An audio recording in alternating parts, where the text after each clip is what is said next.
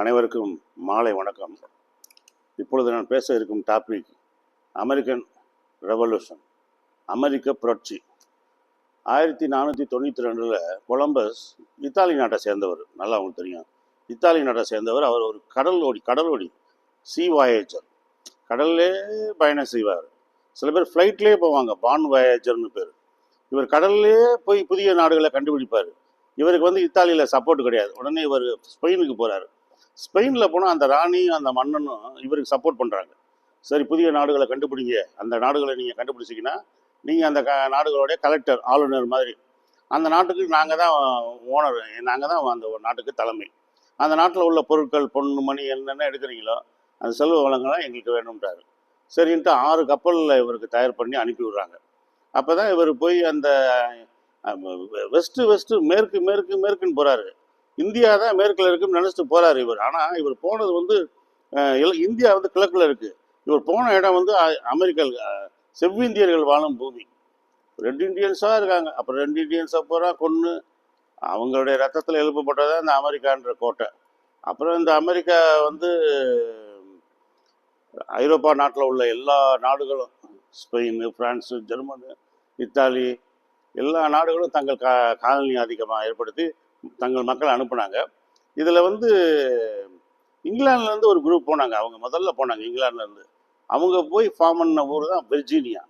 வெர்ஜீனியானா நான் ஏற்கனவே சொல்லியிருக்கேன், அந்த ராணி அவங்க அனுப்பின ராணி ஒரு வெர்ஜின், கல்யாணம் முடிக்காதவர், கன்னித்தன்மை உள்ளவர். அதனால் அவங்க தன் ராணி ஞாபகமாக வெர்ஜீனியான்னு பேர் வச்சாங்க.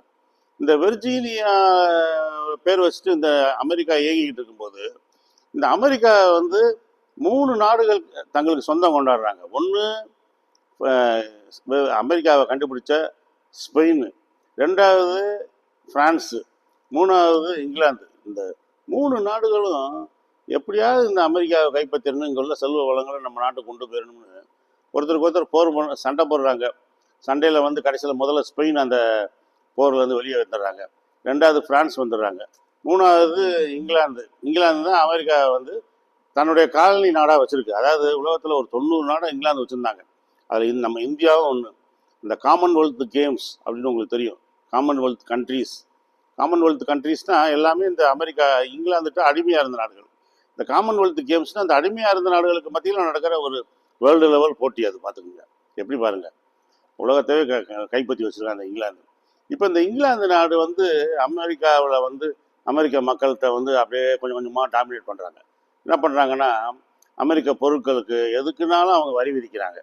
வரி விதித்து இங்கிலாந்துலேருந்து இப்போ இங்கிலாந்து மக்கள் சொல்கிறாங்க, நாங்கள் வரியெல்லாம் அவங்களுக்கு கட்டுறோம், அப்படின்னா எங்களுக்கு ஒரு ரெப்ரசன்டேட்டிவ் கொடுங்கன்னு. அப்போ இங்கிலாந்துலேருந்து ஒரு ரெப்ரசன்டேட்டிவ், இங்கிலாந்து பாராளுமன்றத்தில் அமெரிக்காவிலேருந்து ஒரு ரெப்ரசன்டேட்டிவ், அவர் போய் அம்பாசிடர் அங்கே இருப்பார், தூதுவர், எம்பி. அவர் அமெரிக்க மக்களுக்கு உள்ள பிரச்சனைகள்லாம் சொல்லுவார். அதை இங்கிலாந்து சரி செய்யும். அதே மாதிரி தான் நம்ம இங்கிலாந்து நம்மளை இந்தியாவை ஆண்டப்ப இந்தியாவுக்கும் அதே மாதிரி கொடுத்துருந்தாங்க. தாதாபாய் நவ்ரோஜி, ஒரு பார்சி, தாதாபாய் நவ்ரோஜின்ற ஒரு பார்சி இனத்தவர் இந்தியாவுக்கும் இங்கிலாந்துக்கும் நடுவில் ஒரு அம்பாசிடராக, எம்பியாக போய் அங்கே இங்கிலாந்தில் இருந்தார். இப்போ இந்த இங்கிலாந்து வரி விதிச்சுக்கிட்டே இருக்குது. இப்போ இந்த இங்கிலாந்துலேருந்து ஒரு ஆள் தாமஸ் ஸ்பெயின், எல்லாம் ஞாபகம் வச்சுக்கோங்க, தாமஸ் ஸ்பெயின். இந்த தாமஸ் ஸ்பெயின்ற ஆள் இங்கிலாந்துலேருந்து அமெரிக்காவுக்கு போகிறாரு, பிழைக்க போகிறாரு. பெஞ்சமின் ஃப்ராங்க்லின்னு ஒரு பெரிய அறிஞர், இலக்கியவாதி, சயின்டிஸ்ட்டு, அவர்கிட்ட போகிறாரு இந்த தாமஸ் ஸ்பெயின். இவர் அமெரிக்கன்ஸோட வாழ்க்கை முறைகளை பார்க்குறாரு. பார்த்துட்டு அவர் ஒரு 42 பக்கத்தில் ஒரு புஸ்தகம் எழுதுறாரு. 42 பக்கம்தான் அந்த புஸ்தகம்.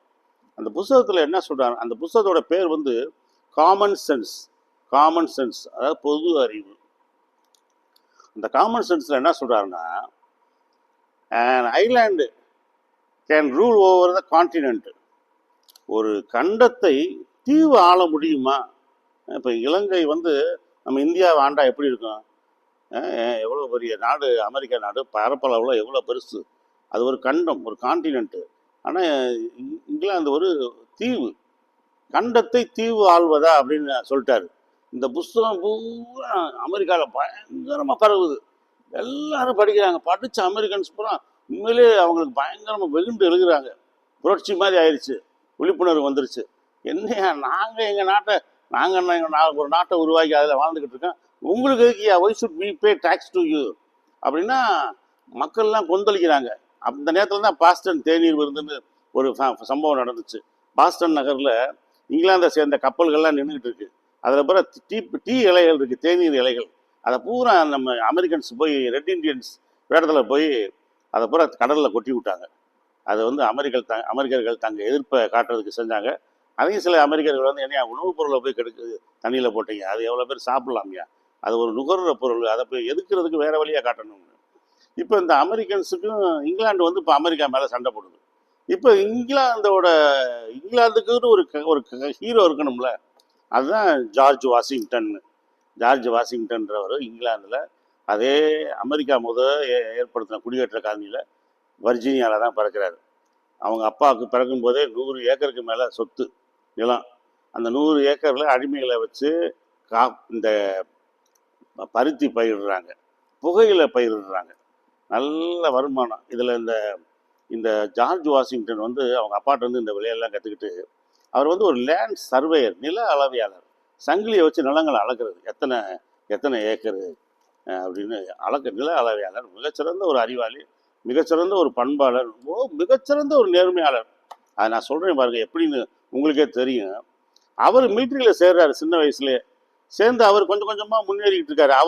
அவர் மிலிட்ரியில் உயர் ஆஃபீஸராக வரும்போது, பெரிய அதிகாரியாக வரும்போது தான் இந்த அமெரிக்கா இங்கிலாந்து போர். அப்போ ஜார்ஜ் வாஷிங்டனை தான் தலைமை ஏற்க சொல்கிறாங்க. நீங்கள் தலைமை ஏற்றுட்டு போய் இங்கிலாந்தோட ஃபைட் பண்ணுங்க அப்படின்னு. ஜார்ஜ் வாஷிங்டனும் அப்போ அன்னைக்கு உள்ள அந்த படைகளை வச்சு இங்கிலாந்தோட சண்டை போடுறாரு. அங்கங்கே சண்டை போடும்போது பிரான்ஸும் வந்து ஜார்ஜ் வாஷிங்டனுக்கு சப்போர்ட் பண்ணுறாங்க. பிரான்ஸ் நாடும் எப்படியாவது இங்கிலாந்து அங்கேருந்து வெளியேற்றினா போதும் அப்படின்னு. எனக்கு ஒரு கண்டு போனாலும் பரவாயில்ல, எதிரிக்கு 2 கண்டு போகணும்னு ஃப்ரான்ஸ் வேற வந்து இவருக்கு சப்போர்ட் பண்ணுறாங்க. இந்த சப்போர்ட்டை வாங்கிட்டு கடைசியில் மிக கடினமான அந்த போரை பற்றியே தனியாக ஒரு புத்தகம் எழுதலாம். எங்கே போனார், எப்படி சாப்பிட்டாரு, எப்படி அவங்களுக்கு என்னென்ன பிரச்சனைகள் நடந்துச்சு, ஆயுதம் சப்ளை இல்லை, உணவு சப்ளை இல்லை, அதெல்லாம் கஷ்டப்பட்டு இங்கிலாந்தை ஒரு வழியாக அமெரிக்கா விட்டு விரட்டியே விட்டார். இப்போ அமெரிக்கா வந்து ஒரு சுதந்திர நாடாயிடுச்சு. இந்த சுதந்திர நாட்டுக்கு பிரசிடென்ட் யார் அப்படின்னா முதல்ல ஜார்ஜ் வாஷிங்டன். இந்த அமெரிக்காவிலேருந்து இங்கிலாந்தை துரத்தினார்ல, அவர் செஞ்ச அந்த கடினமான பணிக்கு, அந்த வெற்றி பணிக்கு அமெரிக்கா மக்கள் வந்து கொடுத்த அந்த பரிசு தான் அவர் முதல் பிரசிடென்ட்.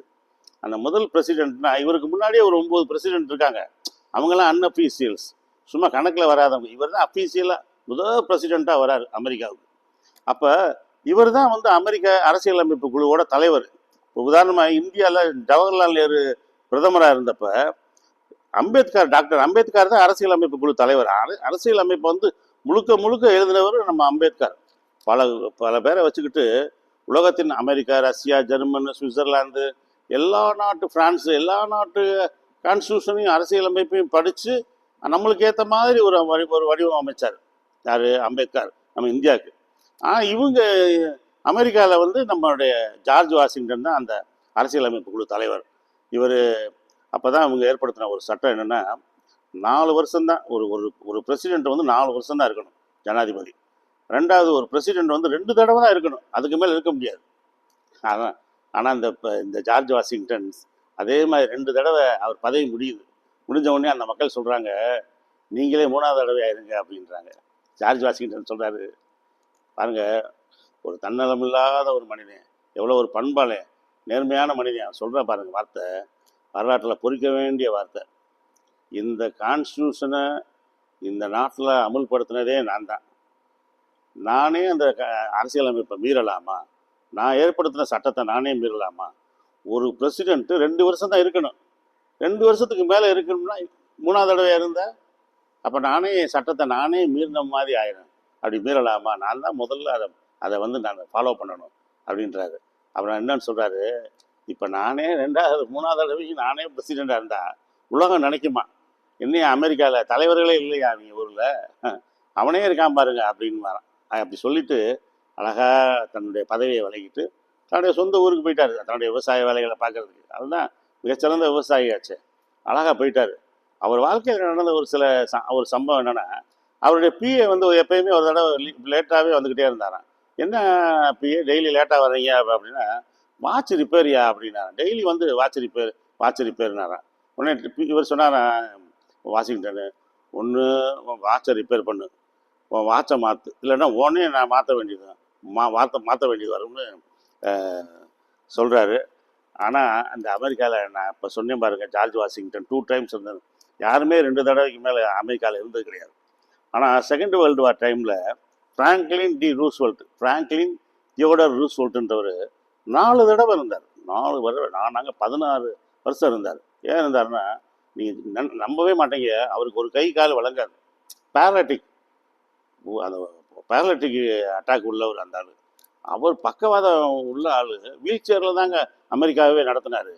செகண்ட் வேர்ல்டு வாரை கரெக்டாக கொண்டு போனார். என்ன செஞ்சாருன்னா, போரில் ஈடுபடுற மாதிரி இருக்கும், ஈடுபடாத மாதிரியும் இருக்கும். ஆயுதங்களை பூரா விற்பார். ஒரு பக்கம் சப்போர்ட் பண்ணுவார். யாருக்கு? பிரான்ஸுக்கும் இங்கிலாந்துக்கும் ரஷ்யாவுக்கும் சப்போர்ட் பண்ணுவார். ஆனால் சப்போர்ட் பண்ணாத மாதிரி இருக்கும். ரொம்ப திறமையான ஒரு ஆள். ஆயுதங்களை செஞ்சு உலகம் பூரா விற்றாங்க. இன்னைக்கும் வரைக்கும் அமெரிக்கா உலகத்தில் எங்கே பிரச்சனைனாலும் சரி, அங்கே தான் மூக்க நுழைப்பாங்க. ஆயுதம் வேணுமா, இந்த வாங்கிக்க, என்கிட்ட வாங்கிக்க, கடனுக்கு கூட வாங்கிக்க, அடிச்சுட்டு அப்புறமேட்டு கொடு அப்படின்றது. அந்த கொள்கையெல்லாம் கொண்டு வந்தது தான் அந்த ஃப்ராங்க்லின் டி ரூஸ்வெல்ட். 4 தடவை இருந்தார். இது அமெரிக்கா வரலாறு. கேட்க உங்களுக்கு இன்ட்ரெஸ்டிங்காக இருக்கும். நன்றி. உங்களுக்கு விருப்பம், உங்களுக்கு இது பிடிச்சிருந்தால் தயவுசெய்து அந்த சப்ஸ்கிரைப் பட்டன் அமுங்குங்க, ஸ்டார் பட்டன் அமுங்குங்க. தேங்க்யூ. நன்றி, வணக்கம்.